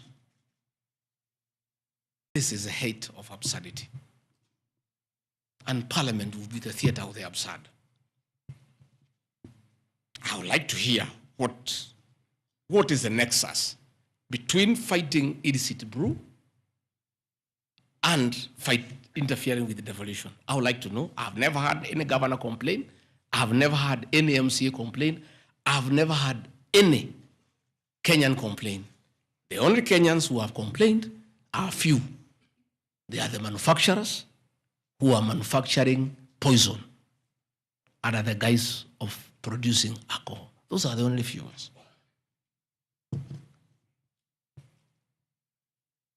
I beg the National Assembly and the Senate, also the National Assembly, to save face, to consider striking this ground before the motion tomorrow, because it sounds ridiculous to the people of Kenya. Again, if Deputy President Rigathi Gachagua has to be sent home for fighting drugs and illicit alcohol, so be it. Sensational statements against the National Intelligence Service and its Director General and other officers. My response. In relation to this allegation, I wish to state that the National Intelligence Service holds a very critical role in ensuring the safety and security of our country. They are responsible for gathering intelligence and share it with all our law enforcement agencies to ensure that the country is safe at all times. Consequently, when the country was caught flat-footed with regard to the scope and extent of the public's dissatisfaction with the Finance Bill 2024, which degenerated in the Gen Z protest, it pointed to the failure of the National Intelligence Service in carrying out its mandate. I am persuaded that the National Intelligence Service ought to have known beforehand that the public was completely opposed to the finance bill, and they ought to have briefed the president before the protest began, as this would have caused a change of tact by government regarding the proposed bill and protest, which culminated in the loss of innocent lives and destruction of property, could have been avoided. Hence, I express my opinion, as this is in my public media briefing in Mombasa, and my utterances were not any different from what happens to other countries when there is lapse or failure by the intelligence agencies. Many of you will recall that after September 11th terrorist attack in the US intelligence agencies were massively criticized. An inquiry was even opened to investigate why the intelligence agency was not able to detect and thwart the terror attack. Under the Constitution of Kenya, the government agencies are supposed to be accountable to the Kenyan people, including the National Intelligence Service, and calling them out when there is a dereliction of duty does not amount to undermining them. In any case, the Director General of NIS is not above the law. He is a public officer. Just like the President, the Deputy President, Cabinet Ministers, he too is subject to criticism like any other public officer. In fact, I'll have videos. President William Ruto, as Deputy President, at one time criticized the then Director General of the National Intelligence Service. In another video, he heavily criticized the then Inspector General of Police for the performance. I have learned from my boss how this job is done. It's clear. It's done. I mean, nobody, the president is criticized daily. The deputy president is criticized daily. And we take no offense. The Director General of the National Intelligence Service is not above the law. He is a public officer. He is accountable to the people of Kenya. And when one feels he has underperformed, he'll be called out. Because that is the nature of the Kenyan state. And this I learned from my boss when he was deputy president. Again, there was an issue that the president and I committed ourselves publicly that never again in our administration shall ever we allow abductions and extrajudicial killings. Despite the police keeping on misleading the president to say that there are no abductions, you all know, you have evidence on video that they have happened. And that is what I commented, and I said it is wrong. And because I'm a truthful person, I'll say what is wrong when it happens. Despite the fact that I am compelled by the principle of collective responsibility to be part and parcel of every decision made by government, that I'll continue to do so, but only those decisions that are constitutional and within the rule of law. Abductions and judicial killings are unconstitutional. I will never support them.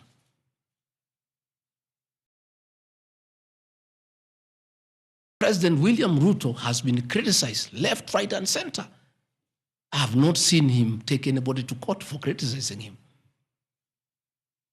Why is RIGATHI GACHAGUA being impeached for calling out the Director General of the National Intelligence Service? The Deputy President is criticized daily. The judiciary is criticized daily. The media is criticized daily, including the Star, whom I've criticized today. But that is as far as it goes. And again, despite being just the Deputy President, I enjoy a constitutional right in the Bill of Rights, freedom of speech. And if the Director General of the National Intelligence Service was aggrieved, there are mechanisms of how he can take me to court and sue me for defamation. And I'll be able to argue why I said what I said. So that is not a ground for impeachment. I mean, that is curtailing liberties, the freedom of expression, the freedom to hold public officers accountable for their actions.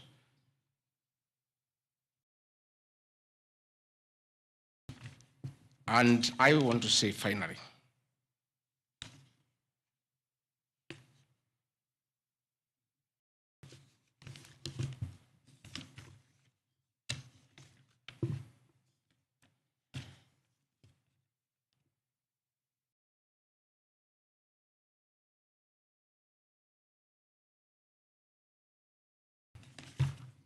I think I've literally addressed all the grounds because I felt it's important for the people of Kenya to know the allegations against the Deputy President and his responses. And as you have heard, though you are not judges and you are not advocates, there is nothing here that violates the Constitution. There is no gross misconduct.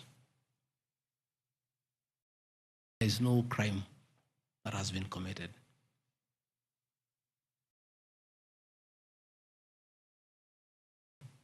I'm innocent on all these charges, and I want to clarify my apology yesterday to the President did not in any way imply that I'm guilty of these charges. I'm not. This I'm not. My statement was that if there is something I've done to the President that I don't know, that probably has upset him, I ask for his forgiveness. But that was in no way an admission of this ridiculous allegations meant to overturn the will of the people. Finally, in conclusion, I want to say that overturning the will of the people is not a joke. It calls for very serious violation of the Constitution. None of these issues here meet the threshold. We'll go to Bunge tomorrow. I'll be there at 5 for 2 hours, and I'll put my case.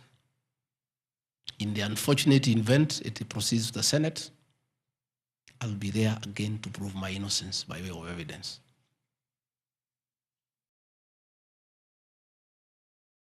When I called this press conference, there was a lot of speculation that Rigathi Gachagua wants to resign.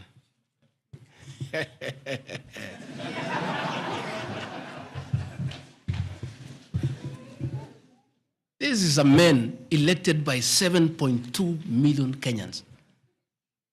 How dare you suggest to him that he can do so without public participation?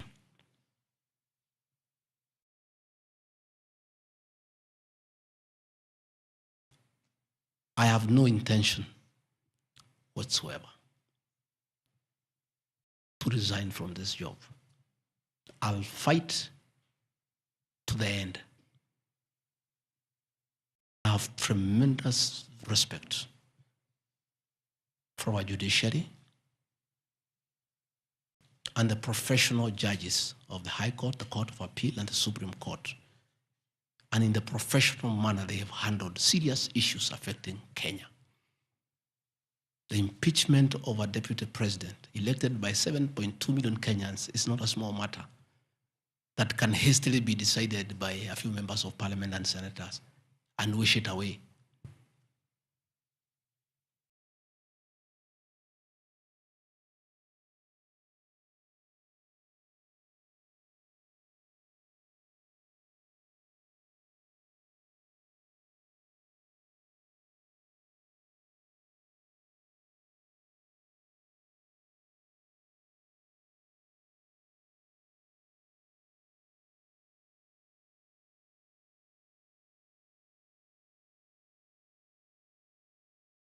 I'll submit myself to independent institutions to get justice.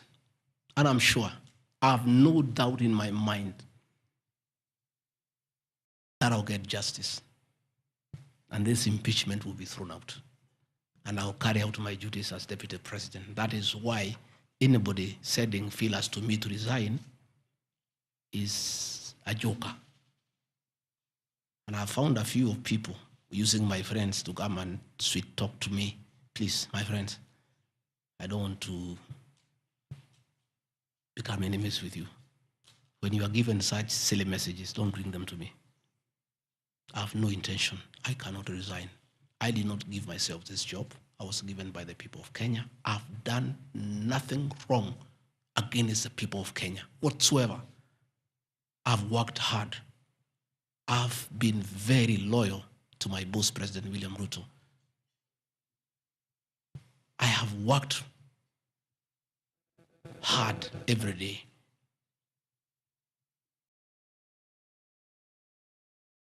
And now not be distracted. I think there's one issue I've forgotten, one ground. The issue of the shareholding, isn't it? Even you guys can remind me if there is one issue that I have not dealt with.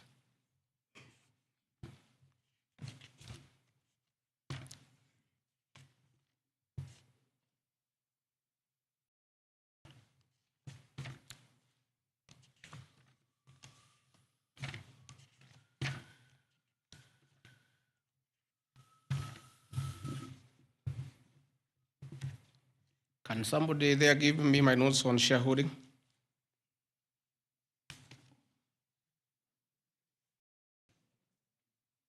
Yeah, I have them here. That's okay. Yeah. This is an important one.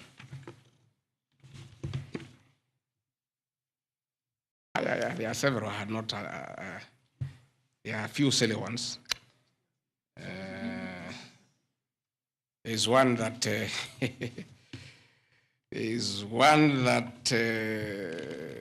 I'm conniving with cartels in the tea sector to block ATDA from implementing guaranteed minimum returns that would benefit small traders. The allegation is not true. No evidence whatsoever has been adduced to substantiate this claim. As far as I know, I've successfully completed my mandate, which was assigned to me by the president, which culminated into creating synergy between people who had taken KTDA to court and suspended the operation of the Tea Act. As a result, the Tea Act now is in operation. The president never mandated me to take over the affairs of the Ministry of Agriculture. He asked me to spearhead tea reforms. I did the tea conference in Kericho, brought all the stakeholders together, and as a result, I created a synergy among all the stakeholders, and we agreed that those people who had gone to court withdraw the cases, and now the Tea Act is operational, and that will see meaningful reforms. As to claims that I have stopped the selling of tea in Mombasa, there is no evidence to that effect, and I want to call upon the Honorable Mutuse to provide that evidence. Again, in matters coffee, I was given a job by the president to initiate coffee reforms, which I have done successfully. I held the coffee conference in Meru for 3 days in 2023. For the last 2 years, I have been working with stakeholders, including members of parliament and the Senate, which has culminated into 2 bills, the Coffee Bill 2023 and the Cooperative Bill 2023. These 2 bills, the Coffee Bill 2023, will see the reintroduction of the Coffee Board of Kenya that will market coffee for farmers without putting profit. We have also recommended the reintroduction of the Coffee Research Foundation or the Coffee Research Institute in Roido to work on better varieties and drought-resistant crops. Through my efforts, again, I've completed my work. The 2 bills are before the National Assembly. I call upon members of the National Assembly immediately after the impeachment process to embark on these 2 bills and see them to fruition so that farmers can enjoy the work we have done in coffee reforms. I have seen another absurd, that I have taken control of a local cooperative society in Madira constituency where I was a member of parliament. This is false. I should be told which society by name, because I know all the societies. I know all the farmers by name. It's really ridiculous. Again, there is no evidence. There is nothing. It's just trying to spoil my name before the people of Madeira who elected me as their member of parliament. On the issues of shareholding, I think this matter has been discussed for a long time, and I think it's good tonight I put it in proper perspective. I wish to state that the allegation is equally false. None of my family members, allies, or associates are in control of any cooperative society in Madeira. That one I had done. In shareholding, by virtue of the provisions of the third schedule of the Political Parties Act, the constituent parties of Kenya Kwanza Coalition entered into various agreements which were deposited with the Speaker of the National Assembly and the Speaker of the Senate for purposes of Article 108 of the Constitution of Kenya. 16.2, the following were members, parties of Kenya Kwanza: UDA, ANC, Ford Kenya, PAR, Farmers Party, Chama cha Kazi, Communist Party, Economic Freedom Party, the Service Party, Tujibebe wa Kenya Party, Umoja na Maendeleo Party of Kenya, and the Democratic Party of Kenya. In accordance with provisions of Clause 3E of Schedule 5 of the Political Parties Act, each of the agreements contained in a power-sharing development agenda for certain regions in Kenya. I attach here copies of the said agreement. I'll give you the Kenya Kwanza agreement so that you know when I talk about shareholding, I'm not talking about Kenyans, I'm talking about this agreement that was signed by President William Ruto and almost everybody else on how power will be shared. I've never talked about sharing resources.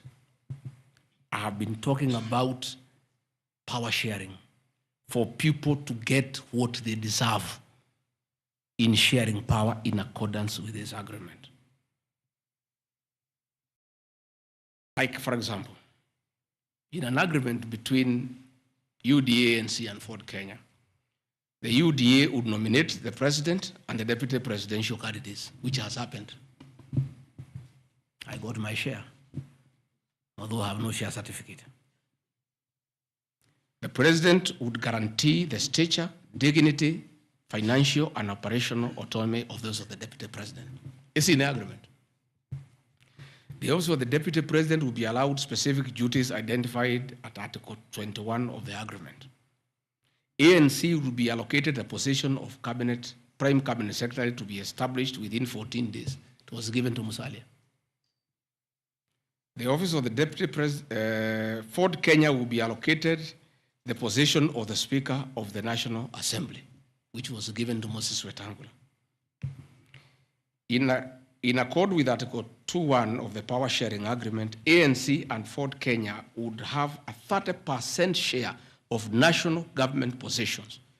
So, the Honorable Musalia Mudavadi, the Honorable Wetangula, and the people of Western, please don't condemn Rigathi Gachagua. The agreement is here, defining your share in the government. It is not me. I did not sign this document. It was signed by Musalia, Wetangula, and President William Ruto. So when I say about this share thing in terms of positions, I've never talked about resources, about development. Although it is also here, is that regions bargained with the president for shares.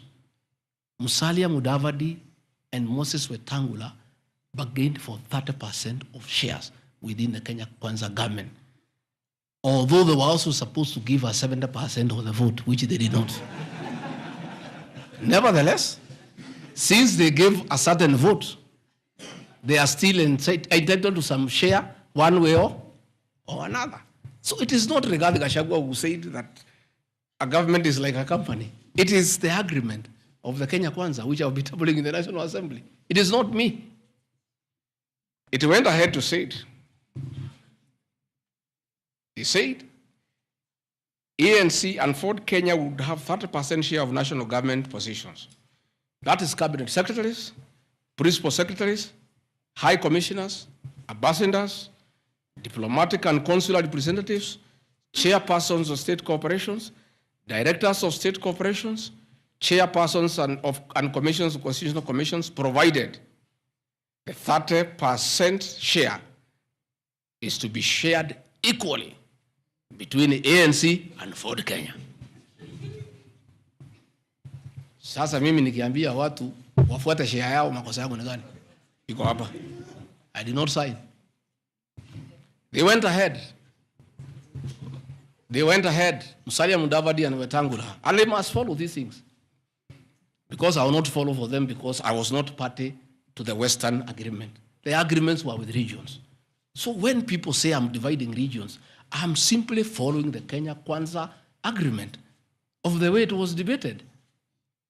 They went ahead and said, Article 22 of sharing agreement set out a list of priority projects which Kenya Kwanza would endeavor to fulfill in the ANC and Ford Kenya strongholds of Western Kenya between 2022 to 2027 on a priority basis.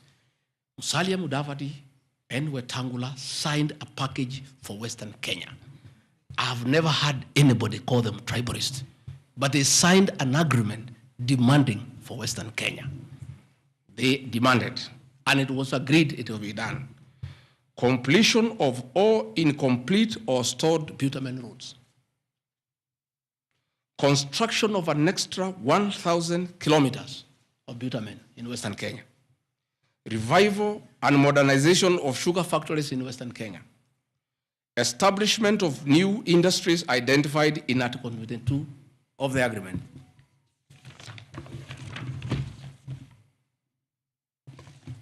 Ladies and gentlemen, this is the Kenya Kwanza agreement on shareholding. What crime has Rigathi Gachagua committed to be impeached by saying what President William Ruto appended his signature to, with Musalia Mudavadi and Wetangula who will preside over my impeachment? What crime has this man committed? The crime of this man is just being truthful, because people do not want these things to be known. That is a problem.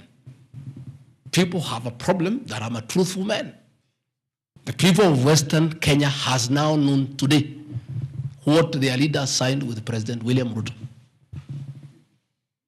It is upon them to demand their share as per this agreement. I did not sign this agreement. I will read the people who signed. But because I was present and I'm a truthful man, I fight for the people of Western Kenya. Power sharing agreement between Kenya Kwanza and PAR of Amason Kingi. I want to give 2 examples. Yeah? In accord with Article 8 of the agreement, PAR would be allocated the position of the Speaker of the Senate. He negotiated for himself. Let's be truthful. You brought this motion. We'll discuss. The people of Kenya must know the truth, so that if Rigathi Gachagua is being crucified for being truthful, let the people of Kenya know why he is being crucified. How can Moses Wetangula say I should be impeached because of saying people to get their shares, when he is a signatory to a share agreement with the president on what will go to Western Kenya? And then they accuse me of tribalism. They did not say anything should go to Central or Mount Kenya. They talked about Western. When I say something for Mountain, I'm a tribalist. Kingi said, position of Speaker, you are mepewa. Article 9A of the Power Sharing Agreement, PAR would nominate the candidate for appointment of 1 principal secretary when Kenya Kwanza came to power. Amepewa. For Article 9B, the Power Sharing Agreement, Kenya Kwanza and PAR would agree on what share of national government positions, cabinet secretaries, principal secretaries, high commissioners, ambassadors, diplomatic and consular representatives, chairpersons, state corporations, etc., etc. Power sharing agreement, that is a word, so that nobody should ever again in this country ever accuse me of talking of shares. It is not me. It is my boss, President William Ruto, who appended his signature with other leaders that Kenya is like a company of shares. It is not me. And he signed the agreements. Sharing Kenya is here, it's being shared. True or false? True or false? They have shared the Speaker, they have shared the Senate, they have shared Deputy President, they have shared the President. That's what I've been saying. And then I'm being told that I'm dividing the country along ethnic lines. I did not append this signature. I'm just being truthful. That is my crime. People want these things to be hidden so that they pretend to be nationalistic and say Rigathi Gachagua is tribal. But the people who append these signatures are the ones who should explain why they were signing things for their regions only. Yet they say they are national leaders. Power sharing agreement between the Kenya Kwanza coalition on one part and the Communist Party, nini. So, Service Party, at least I saw Chama cha Kazi. They say the party leader should get something. Moses Kuria was given something. The Service Party of Mwangi Kiujuri got nothing. You know? So, unajua sasa, ile shida iko Kenya hii ni ukora. And people not being truthful. The agreements are here. Like in a Communist Party, they have been making noise. They signed an agreement, they have not seen anybody. Yeah? So,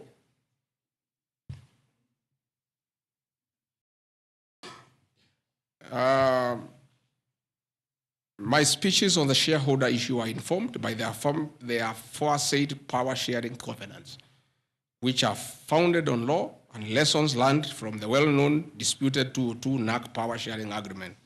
Further power sharing agreements are a feature of government formation in all democracies in the world that provide the formation of coalitions. My pronouncements on the issue, properly understood, are not only anchored in law, but entirely harmless and incapable of being construed as a basis for ethnic animosity, a danger to national cohesion, or a threat to national unity. On the contrary, coalition building has been one of the most important innovations since the disputed 2007 elections in ensuring stability, equitable sharing of political power, national cohesion, and fostering of national unity. Indeed, Kenya Kwanza's main opponent in the 2022 general election, Azimio la Umoja, One Kenya Coalition Party, was a political party consisting of 25 or so political parties who also executed a power sharing agreement as required by Schedule 3 of political parties. However, notwithstanding of the said power sharing agreements, upon election as the Deputy President of Kenya, I went out of my way, as required by the Constitution of Kenya, to serve all Kenyans regardless of their political preferences during the election or ethnic origin. I'll produce videos on all those things. Again, my decision to embrace a broad-based government following the decision of the cabinet after the Gen Z protest is that I support coalition building. And even when the Honorable Right Odinga came, he got some shares. True or false? I mean, surely, why is Rigathi Gachagua being vilified? By just being truthful. You know, it's good to be truthful. I have heard that my saying we observe this agreement is a threat to national unity. I have never been caught by the National Cohesion and Integration Committee to tell me that I have said something that can create ethnic disharmony. On the issues of one man, one vote, one shilling, I am told again that it can create tribal hatred. How? The one man, one vote, one shilling is not a formula for Mount Kenya region. Far from it. The one man, one vote, one shilling talks about equity. The gist of that formula is that all Kenyans should be treated equally. If we are giving bursary to the children of Kenya, let us agree how many children we have. If there are 30 million and we have 100 million, we divide equally and distribute to every constituency to those children. If a hospital takes care of 1,000 patients, we decide based on population what is the size of the hospital to be constructed in Roiro, where there are 800,000 people. If one borehole serves 500 people, do you construct one borehole in an area where there are 10,000 people? You need to construct more boreholes. That's all. And these populations are everywhere in Western Kenya, in Kisii, in Rift Valley.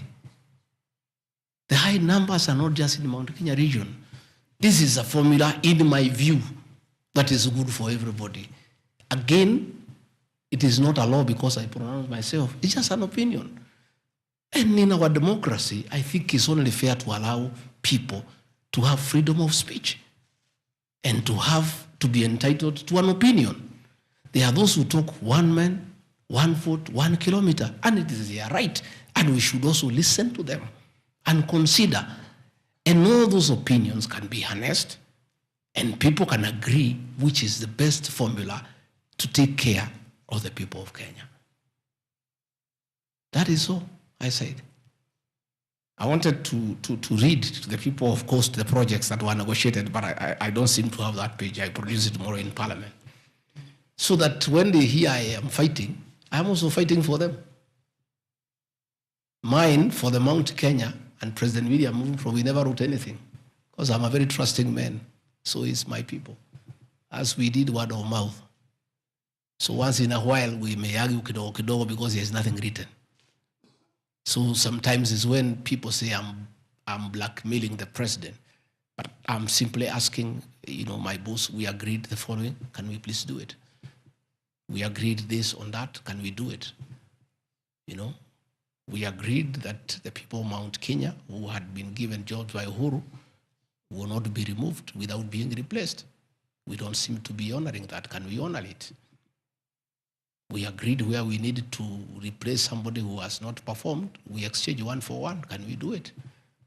We agreed that we need to give Mau Mau roads priority. Can we please do it? Because that is what we agreed. It's simply people being honest with each other and living true to a gentleman's agreement. That is what it is about. So I wanted to explain to the people of Kenya, I am not against any region of Kenya. I am just a crusader for honesty and for fulfilling written and unwritten agreements. That is all I am.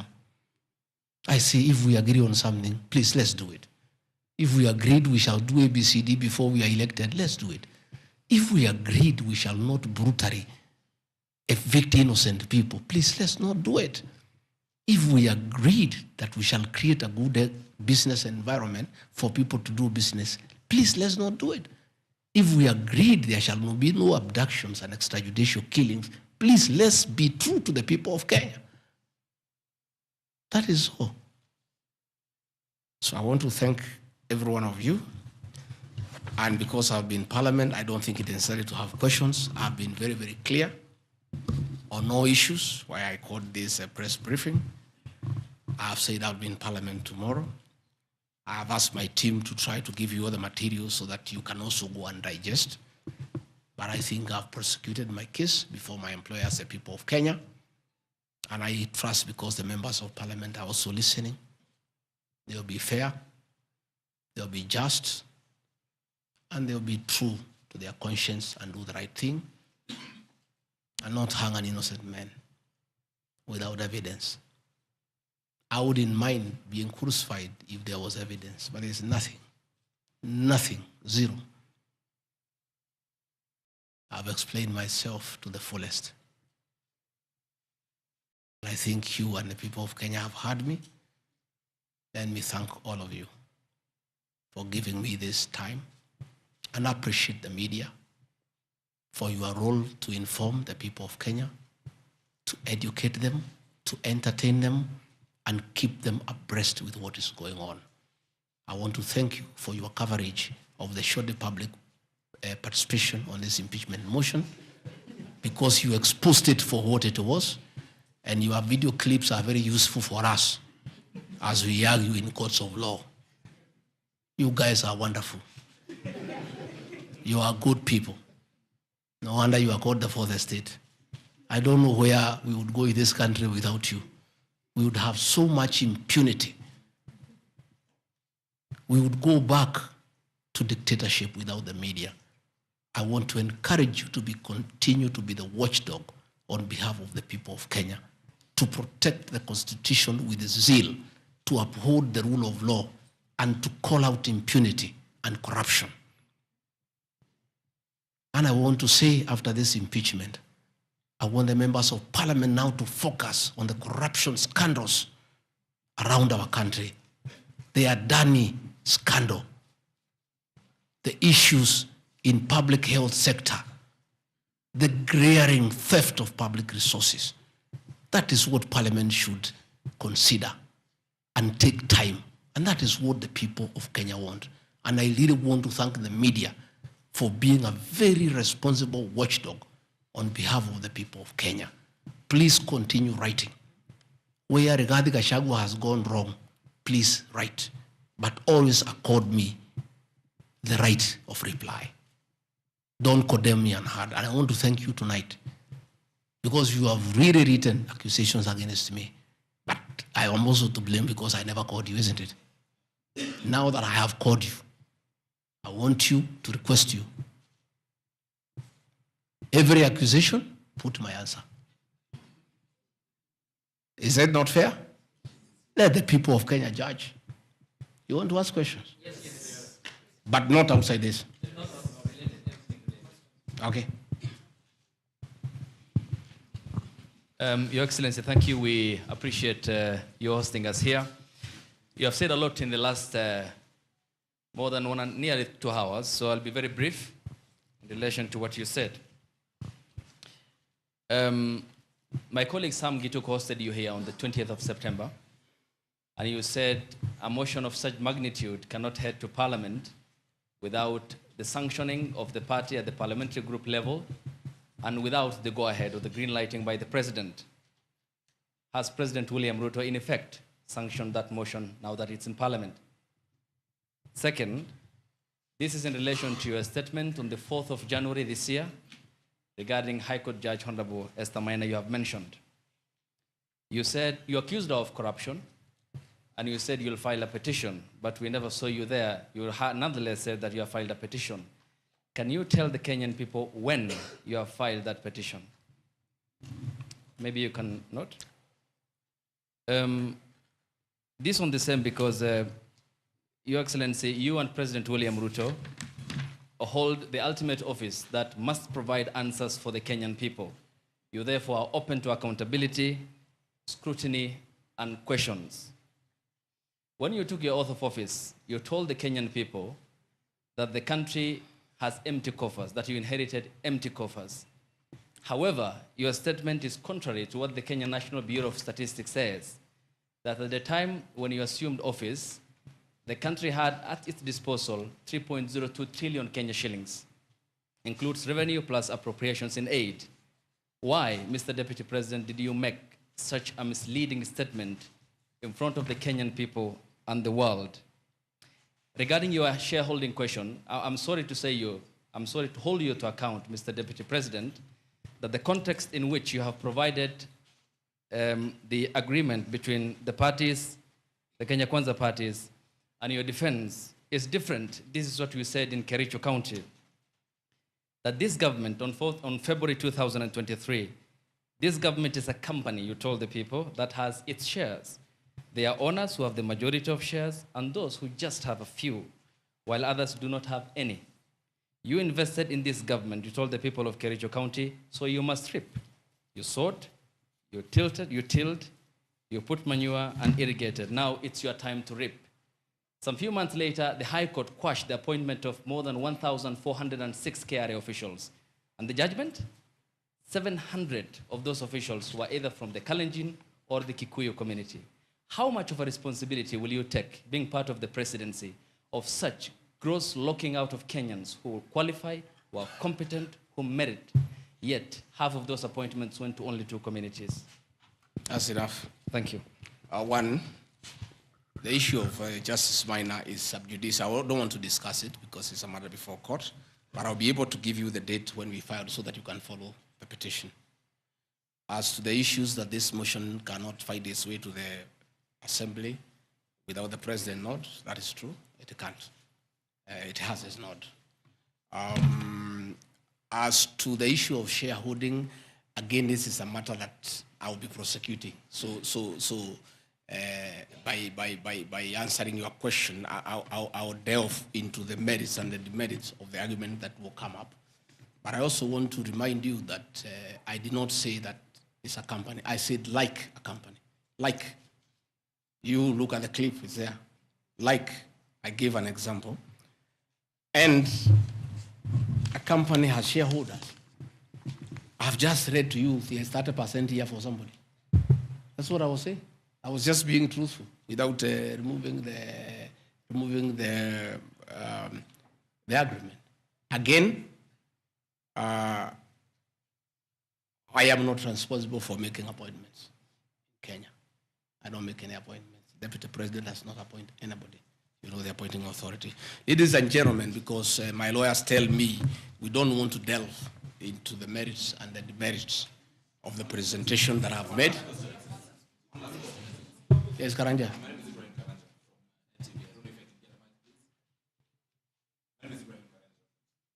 From NTV. Your Excellency, when you apologized to President Uhuru Kenyatta, you said that the words used then were out of political reasons. That's why you are apologizing. So why should Kenyans believe you today that what you're saying is not for political reasons, for your own immediate benefit? My second question, Your Excellency, what next if this impeachment happens tomorrow?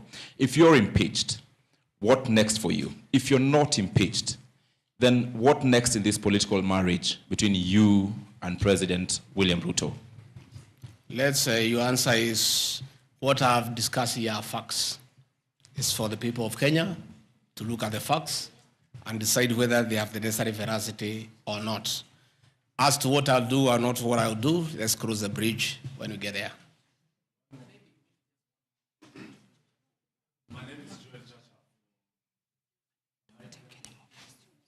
I think, good people, we have had a long night.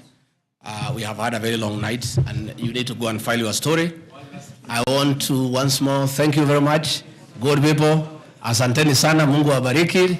Tutaonana kesho. Thank you.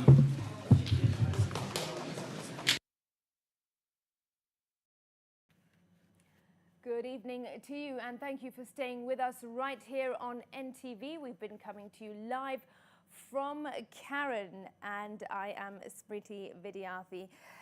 We have been listening to Deputy President Rigathi Gachagua speaking for 2 hours this evening, defending himself on the eve of his appearance in Parliament tomorrow, where he is expected to present his case in a bid to save himself from impeachment.